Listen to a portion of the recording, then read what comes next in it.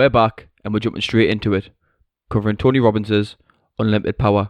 Today we're on to the second key principle from the book. You can control your brain and change the way you process your emotions to overcome depression. Before they have been cut and polished, gemstones look like regular rocks. Tough situations in life are similar to an uncut gem. It's up to you and your brain to polish them and give them brilliant facets. In other words, you can't prevent difficult situations from happening, but you can choose how your mind processes and retains such events. You can consciously control your perception of the world. For example, maybe you want to be an actor, but you bark as your inner voice says you're not talented enough to pass an audition. What your brain isn't telling you is that your skills can be improved and even perfected through classes and diligent practice.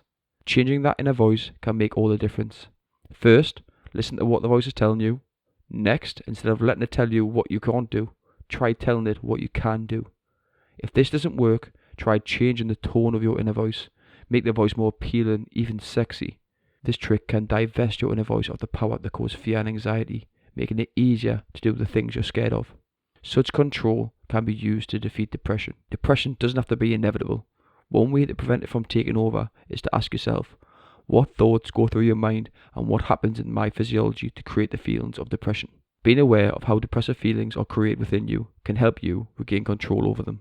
Negative thoughts often trigger or accompany depression. You might think of yourself as no good or ugly or unsuccessful, or perhaps you say discouraging things to yourself in sad tones with your head hanging low.